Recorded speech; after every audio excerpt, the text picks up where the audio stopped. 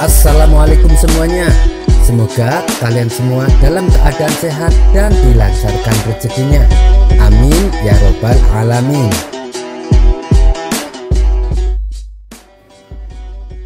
Syekh Abdul Qadir Jailani adalah salah satu waliullah yang paling terkenal di dunia.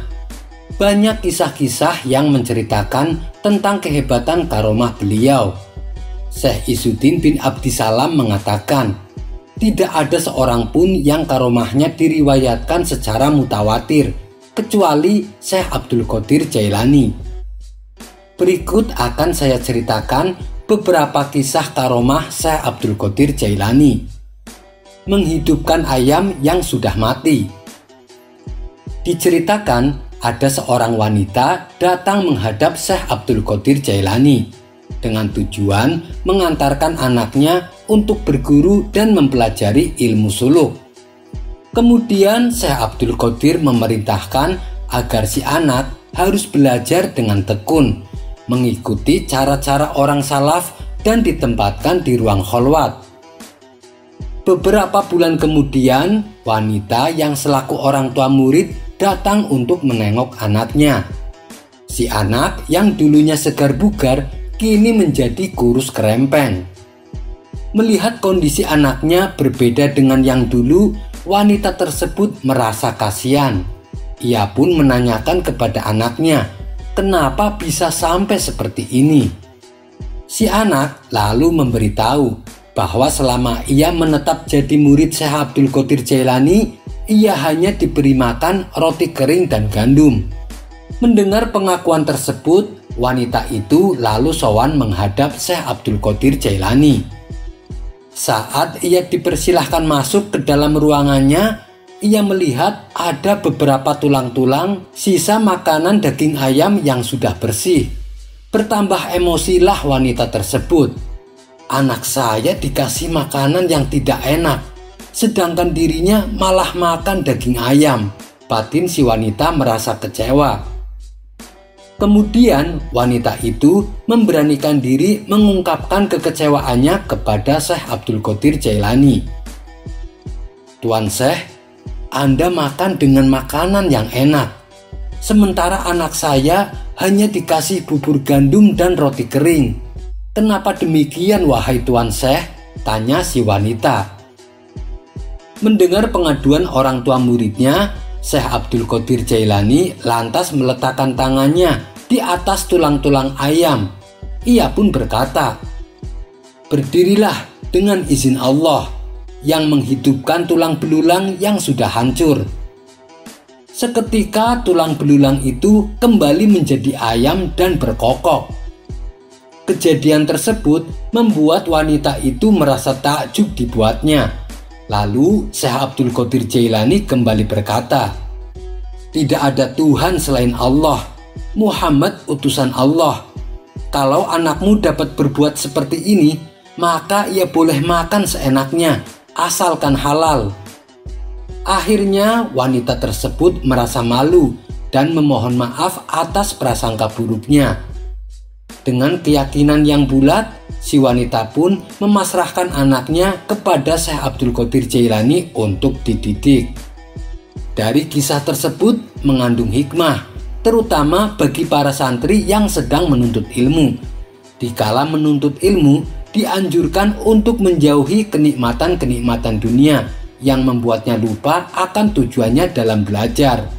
Kisah berikutnya adalah Syekh Abdul Qadir Jailani melawan pasukan iblis.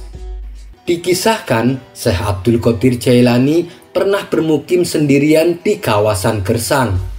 Setiap hari dan setiap malam, setan-setan mendatanginya dengan berbaris dalam wujud manusia jadi-jadian. Para setan tersebut membawa berbagai macam senjata, serta memikul berbagai benda yang berbunyi sangat keras. Mereka pun akhirnya terlibat perkelahian dengan Syekh Abdul Qadir Jailani dan melemparinya dengan bola api. Menghadapi kejadian seperti itu, Syekh Abdul Qadir Jailani justru merasakan ketentraman dalam hatinya yang sulit terucapkan dengan kata-kata. Hingga akhirnya ada suara menyeru kepadanya, Berdirilah dan serang mereka, wahai Abdul Qadir Jailani. Kami selalu siap menambah kekuatanmu, dan kami akan datang dengan pasukan yang tidak mungkin terkalahkan oleh mereka." Kemudian Syekh Abdul Qadir Jailani melemparkan satu serangan kepada pasukan setan. Sontak mereka lari tunggang langgang dan pergi menghilang. Tidak berapa lama kemudian datanglah setan yang paling terkuat menantang Syekh Abdul Qadir Jailani. Setan tersebut lalu berkata, "Pergilah dari sini, atau aku akan membuatmu celaka." Setan itu memperingatkan Syekh Abdul Qadir Jailani supaya meninggalkan wilayah tersebut. Apabila menolak, setan itu akan membinasakannya. Namun ancaman tersebut tak membuat Syekh Abdul Qadir Jailani merasa gentar. Ia justru menampar setan itu dengan tangannya. Seketika setan yang paling kuat itu langsung teriak kesakitan dan kabur menghilang. Di saat yang bersamaan muncul bola api yang besar, menerkam dan menghancurkan setan tersebut. Pada waktu yang lain, Syekh Abdul Qadir Jailani pernah didatangi oleh sosok yang wujudnya menyeramkan. Bau badannya menjijikan dan sangat memuakkan. Sosok tersebut lalu berkata, "Wahai Abdul Qadir, aku adalah iblis. Aku datang kepadamu dengan maksud untuk menjadi budakmu, karena kamu telah berhasil menggagalkan segala upayaku dan mengalahkan pengikutku." Akan tetapi, Syekh Abdul Qadir Jailani menolak permintaan iblis. Ia malah menyuruhnya untuk pergi. "Aku sama sekali tak percaya dengan makhluk terkutuk sepertimu," ucap Syekh Abdul Qadir Jailani. Seketika ada sebuah tangan turun dari sisi iblis dan memukul tengkorak kepala iblis dengan sangat keras. Hal ini membuat iblis jatuh terjungkal dan amblas masuk ke dalam perut bumi. Dia pun menghilang tanpa jejak. Selang beberapa lama kemudian, iblis itu kembali mendatangi Syekh Abdul Qadir Jailani untuk yang kedua kalinya. Dengan membawa anak panah api di tangannya, ia hendak menyerang Syekh Abdul Qadir Jailani. Namun tiba-tiba muncul sosok misterius berjubah dengan mengendarai seekor kuda berwarna kelabu. Sosok tersebut berlari menghampiri Syekh Abdul Qadir Jailani dan memberikannya sebuah pedang. Melihat hal itu, iblis langsung ketakutan dan lari terpirit-pirit. Untuk yang ketiga kalinya, iblis kembali mendatangi Syekh Abdul Qadir Jailani. Kala itu Syekh Abdul Qadir Jailani sedang duduk seorang diri. Iblis pun lalu ikut duduk, tapi jaraknya agak berjauhan. Dengan berlinang air mata dan sekujur tubuhnya dipenuhi debu, iblis itu berkata, "Aku sungguh telah putus asa menghadapi orang sepertimu, wahai Abdul Qadir Jailani," kata iblis kecewa. "Enyahlah kau dari sini, wahai makhluk terkutuk, karena aku tidak akan pernah berhenti membentengi diriku untuk melawanmu," hardik Syekh Abdul Qadir Jailani. "Wahai Abdul Qadir, apa yang telah kau ucapkan itu lebih menyakitkan bagiku ketimbang jepitan besi api neraka," balas iblis terkutuk. Ia pun lantas pergi berlalu meninggalkan Syekh Abdul Qadir Jailani. Akan tetapi, tipu daya iblis tidak berhenti sampai di situ. Ia terus berusaha untuk menyesatkan Syekh Abdul Qadir Jailani. Suatu ketika, saat tengah malam, Syekh Abdul Qadir Jailani sedang bermunajat kepada Allah. Tiba-tiba tempat di sekelilingnya memancarkan cahaya yang amat menyilaukan. Bersamaan dengan itu, muncul bola sinar laksana matahari. Sinar itu lalu berkata kepada Syekh Abdul Qadir Jailani, "Hai Abdul Qadir, aku adalah Tuhanmu. Aku datang kepadamu untuk menyatakan bahwa kini aku telah menghalalkan segala yang tadinya aku haramkan." Mendengar hal itu, Syekh Abdul Qadir Jailani berteriak, "Keparat kau iblis, enyah kau dari hadapanku." Seketika padamlah cahaya yang menyilaukan itu dan berganti menjadi suara rintihan. Ampunilah aku, wahai Abdul Qadir, kau telah terhindar dari godaanku. Banyak para ulama yang berhasil aku sesatkan dengan cara ini, tetapi imanmu sangat teguh dan kokoh. Kenapa engkau bisa tahu kalau sinar yang tadi adalah aku? Tanya iblis penasaran. Itu karena ucapanmu sendiri. Kau mengaku adalah Tuhan, tapi kau malah berkata, aku telah menghalalkan segala yang tadinya kuharamkan. Jelas-jelas itu adalah pernyataan setan. Tidak mungkin Allah menyuruh hambanya mengerjakan hal-hal yang diharamkan. Namun lagi-lagi iblis tidak putus asa. Ia tetap berusaha agar bisa menipu dan menjerumuskan Syekh Abdul Qadir Jailani. Walaupun ia telah gagal dengan tipuan yang pertama, ia tetap melancarkan tipuan selanjutnya. Iblis mencoba menjerumuskan Syekh Abdul Qadir Jailani supaya menjadi orang sombong dan bangga diri. Wahai Abdul Qadir, engkau telah selamat dariku karena kealimanmu dan kesolehanmu. Sungguh dengan tipuan seperti tadi, aku telah berhasil menyesatkan 70 orang ulama. Tapi karena kealimanmu dan kesolehanmu, aku tak bisa menyesatkanmu. Puji iblis kepada Syekh Abdul Qadir Jailani. Hai iblis, ketahuilah, aku ini hanyalah hamba yang lemah. Keutamaan dan anugerah hanya milik Allah semata. Balas Syekh Abdul Qadir Jailani. Beliau tetap tawadu dan merendah. Beliau sama sekali tidak merasa bahwa keberhasilan mengalahkan setan adalah karena kehebatan beliau. Akan tetapi karena pertolongan Allah, sehingga pujian hanya milik Allah semata. Ada kisah lain yang juga tak kalah menarik, yaitu beliau bisa menghidupkan orang mati. Kisah ini terdapat dalam kitab Jawahirul Ma'ani. Suatu ketika saat beliau melewati suatu desa, beliau melihat banyak orang berkerumun di pinggir jalan. Rupanya mereka sedang menyaksikan dua orang sedang berdebat sengit, yaitu antara orang Muslim dan orang Nasrani. Karena penasaran, lantas beliau menghampiri kedua orang tersebut. Ada apa gerangan? Hingga kalian menjadi tontonan di sekitar kalian? Tanya Syekh Abdul Qadir Jailani. Orang yang Muslim berkata dan menjelaskan bahwa mereka sedang berdebat tentang siapa yang lebih utama dan lebih mulia, apakah Nabi Isa atau Nabi Muhammad. Sementara orang Nasrani meyakini bahwa Nabi Isa lah yang lebih agung dan mulia dibandingkan dengan Nabi Muhammad.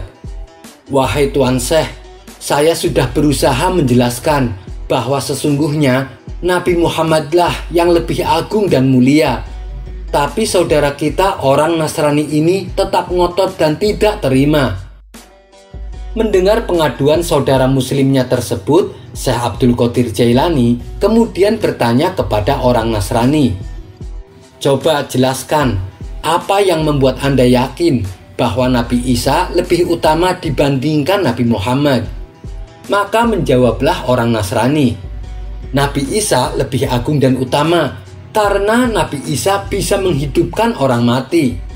Mendengar hal itu, kemudian Syekh Abdul Qadir Jailani berkata, ketahuilah, sesungguhnya saya bukan seorang nabi. Saya hanyalah pengikut Nabi Muhammad. Seandainya saya bisa menghidupkan orang mati seperti yang Nabi Isa lakukan, apakah Anda akan mengakui kemuliaan Nabi Muhammad dan Anda akan memeluk agama Islam? Tanya Syekh Abdul Qadir Jailani. Ucapan Syekh Abdul Qadir Jailani dianggap oleh orang Nasrani hanya mengada-ada dan tidak masuk akal sama sekali.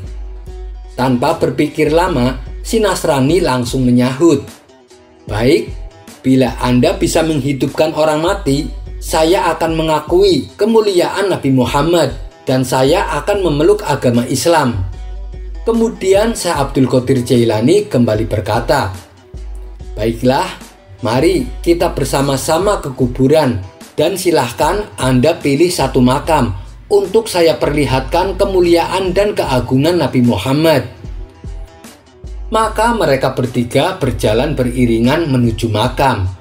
Orang-orang yang sedari tadi berkumpul juga tak mau ketinggalan mengikuti Syekh Abdul Qadir Jailani. Mereka penasaran ingin melihatnya. Di sepanjang perjalanan, semakin banyak orang yang tertarik dan penasaran mengikuti rombongan Syekh Abdul Qadir Jailani.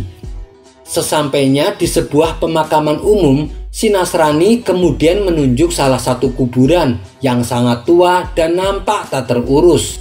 Mungkin sudah berumur puluhan tahun, bahkan mungkin sudah sampai ratusan tahun. Syekh Abdul Qadir Jailani menuruti kemauan si Nasrani. Ia pun mulai mengamati makam tersebut. Dengan keilmuannya yang tinggi, Syekh Abdul Qadir Jailani bisa mengetahui bahwa mayat yang ada dalam makam tersebut adalah seorang kaya raya di zamannya. Kalau boleh tahu apa yang dikatakan oleh Nabi Isa saat beliau menghidupkan orang mati? Tanya Syekh Abdul Qadir Jailani. Saat Nabi Isa menghidupkan orang mati, beliau berkata, "Bangkitlah atas seizin Allah," jawab orang Nasrani. Mendengar hal itu, Syekh Abdul Qadir Jailani membalasnya dengan senyuman. "Ketahuilah, orang yang ada dalam kubur ini dulunya adalah orang kaya, dan aku akan menghidupkan dia kembali sebagaimana keadaan dia dulu," kata Syekh Abdul Qadir Jailani memberitahu. Kemudian Syekh Abdul Qadir Jailani mendekati kuburan tersebut dan berkata, "Bangkitlah dengan seizinku." Seketika itu juga terbelahlah tanah kuburan menjadi dua. Lalu mayat yang ada dalam kubur keluar dalam keadaan hidup dengan mengenakan perhiasan dan baju mewah, persis seperti keadaan saat ia masih hidup di dunia. Betapa terkejutnya orang-orang yang ada di situ, termasuk orang Nasrani itu sendiri. Mereka menyaksikan peristiwa yang sangat luar biasa. Atas kejadian itu, si Nasrani langsung bersahadat memeluk agama Islam melalui bimbingan Syekh Abdul Qadir Jailani, dan ia pun diangkat menjadi muridnya. Kisah berikutnya adalah Syekh Abdul Qadir Jailani dan ujian seekor ular. Pada suatu hari di majelis Syekh Abdul Qadir Jailani, murid-muridnya tengah serius mendengarkan kajian ilmu yang disampaikan Syekh Abdul Qadir Jailani. Di saat itulah terjadi peristiwa yang membuat seisi ruangan terkejut dan ketakutan. Itu disebabkan karena munculnya ular besar secara tiba-tiba di pangkuan Syekh Abdul Qadir Jailani. Hal ini sontak membuat semua muridnya menjadi panik dan ketakutan. Mereka berhamburan meninggalkan ruangan majelis. Akan tetapi, Syekh Abdul Qadir Jailani tak bergeming sedikit pun. Ia tetap duduk tenang seolah tidak terjadi apa-apa. Sang ular mulai memasuki baju beliau dan merayap-rayap di dalamnya. Kemudian ia merayap menuju leher Syekh Abdul Qadir Jailani. Meski demikian, Syekh Abdul Qadir Jailani tetap tenang. Beliau sama sekali tidak merubah keadaan duduknya. Setelah beberapa lama, turunlah ular tersebut dari pangkuan Syekh Abdul Qadir Jailani. Sebelum ular itu pergi, murid-muridnya menyaksikan seolah si ular berbicara kepada Syekh Abdul Qadir Jailani. Kemudian ular tersebut hilang entah kemana. Setelah keadaan benar-benar aman, murid-muridnya mulai kembali masuk ke dalam majelis. Mereka lalu bertanya kepada gurunya tentang apa yang diucapkan ular tersebut kepadanya. Syekh Abdul Qadir Jailani berkata, "Ular itu mengatakan kepadaku bahwa dia telah menguji wali-wali Allah yang lain. Akan tetapi ia tidak pernah bertemu dengan seorang pun yang setenang diriku saat menghadapinya." Kisah berikutnya adalah uang berubah menjadi darah. Dikisahkan, dulu waktu Baghdad dipimpin oleh raja yang bernama Yusuf bin Abi Mudzaffar, Syekh Abdul Qadir Jailani diberi hadiah 10 kantong uang emas yang diantarkan oleh beberapa pengawal istana. Namun, hadiah tersebut ditolak oleh Syekh Abdul Qadir Jailani dan menyuruhnya untuk dikembalikan kepada rajanya. Mendapatkan hal itu, akhirnya sang raja sendiri yang turun tangan memberikan langsung hadiah tersebut kepada Syekh Abdul Qadir Jailani. Ia pun mendatangi rumah Syekh Abdul Qadir Jailani dan berkata, "Wahai Tuan Syekh, saya sengaja datang ke sini untuk memberi Anda hadiah berupa 10 kantong uang emas. Saya harap Anda jangan menolaknya," pinta sang raja. Kemudian Syekh Abdul Qadir Jailani mengambil 2 kantong uang dan memijit-mijit kantong tersebut dengan tangan beliau. Tiba-tiba uang yang berada dalam kantong berubah menjadi darah dan mengalir keluar hingga menetes ke tanah. "Coba kau lihat, kantong ini bukan berisi uang, melainkan darah manusia, hasil pemerasan dari manusia terhadap manusia. Bagaimana mungkin saya harus menerima hadiah ini?" Melihat kejadian itu, sang raja merasa malu dan bersalah. Kemudian Syekh Abdul Qadir Jailani kembali berkata, "Atas peristiwa ini, demi zat keagungan Allah, seandainya nasab keturunanku tidak sampai menyambung kepada Rasulullah, pastilah darah ini akan mengalir menjadi sungai. Dan darah ini nantinya akan mengalir ke rumahku." Kisah berikutnya, membunuh dan menghidupkan burung. Pada suatu hari, saat Syekh Abdul Qadir Jailani sedang mengajar murid-muridnya di sebuah majelis, seekor burung terbang memasuki ruangan majelis tempat Syekh Abdul Qadir Jailani mengajar. Burung tersebut mengeluarkan suara yang mengganggu aktivitas belajar murid-murid beliau. Maka Syekh Abdul Qadir Jailani pun berkata, "Wahai angin, ambillah kepala burung itu." Seketika itu juga burung tersebut langsung jatuh dan mati dengan keadaan kepala yang putus dari badannya. Kemudian Syekh Abdul Qadir Jailani bangkit dari tempat duduknya dan memungut burung yang sudah mati itu. Kepala burung tersebut lalu disambungkan kembali dengan badannya sambil membaca Bismillahirrahmanirrahim. Tiba-tiba burung itu hidup kembali dan terbang keluar dari ruangan majelis. Murid-muridnya yang menyaksikan itu merasa takjub dengan kebesaran Allah yang diturunkan lewat tangan gurunya, yaitu Syekh Abdul Qadir Jailani. Kisah selanjutnya adalah Syekh Abdul Qadir Jailani membuat sekelompok perampok bertaubat. Dalam sebuah riwayat, Syekh Abdul Qadir Jailani pernah ditanya oleh muridnya tentang bagaimana cara membangun kesuksesan.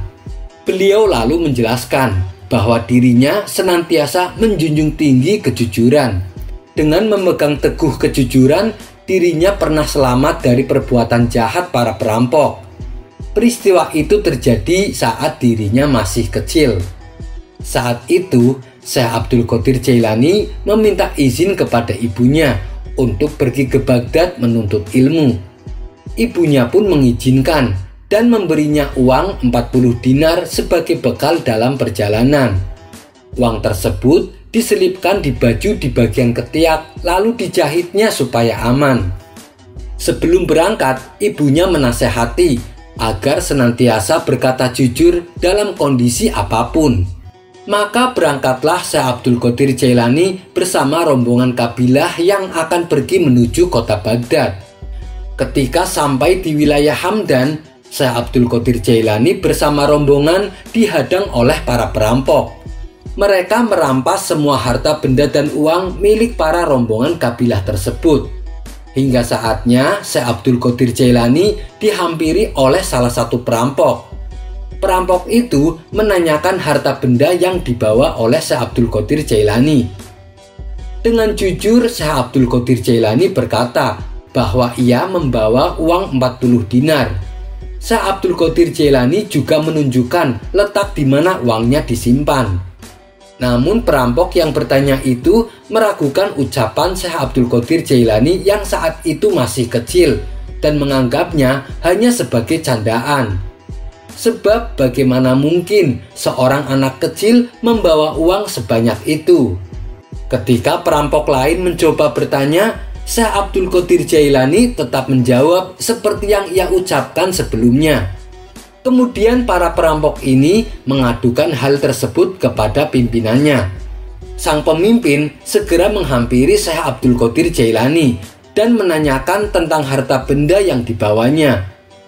Syekh Abdul Qadir Jailani kembali menjelaskan bahwa dirinya membawa uang 40 dinar pemberian ibunya untuk bekal perjalanan, dan uang tersebut ia simpan di baju yang terletak di bawah ketiaknya. Pemimpin perampok ini pun merasa heran, lalu bertanya kepada Syekh Abdul Qadir Jailani, "Kenapa kamu mengaku membawa uang sebanyak itu? Seandainya kamu tak mengaku, tentu kami tak akan tahu dan tak akan mengambil uangmu." Syekh Abdul Qadir Jailani lalu menjawab bahwa ia teringat pesan ibunya agar senantiasa berkata jujur dalam keadaan apapun. Sebab itulah ia memberitahu kepada para perampok kalau dirinya membawa uang dan menyimpannya di bawah ketiak. Mendengar pengakuan Syekh Abdul Qadir Jailani, pemimpin perampok langsung tersungkur dan menangis. Sejak saat itu, pemimpin perampok menyatakan taubat atas perbuatannya. Pertaubatan pemimpin perampok ini kemudian diikuti oleh semua anak buahnya. Harta benda rombongan kabilah yang tadinya dirampok langsung dikembalikan kepada pemiliknya. Kisah berikutnya adalah penculikan oleh jin. Pada suatu hari di tahun 537 Hijriah, datang seorang laki-laki dari kota Baghdad menemui Syekh Abdul Qadir Jailani. Ia mengadukan masalah yang sedang menimpanya. Diceritakan lelaki itu mempunyai anak putri yang cantik yang berumur 16 tahun. Gadis cantik itu bernama Fatimah. Saat anak gadisnya naik ke atas loteng rumah, tak lama kemudian ia menghilang secara misterius dan sampai sekarang belum pernah kembali. Mendengar keluhan lelaki tersebut, Syekh Abdul Qadir Jailani kemudian berkata, "Malam ini pergilah ke padang pasir di daerah Alkar dan duduklah di bukit yang kelima. Di situ buatlah garis lingkaran yang mengelilingimu.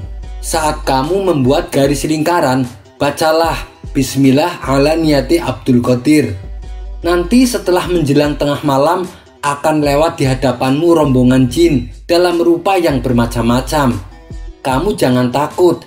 Selama kamu dalam lingkaran yang kamu buat, mereka tak akan bisa mencelakaimu.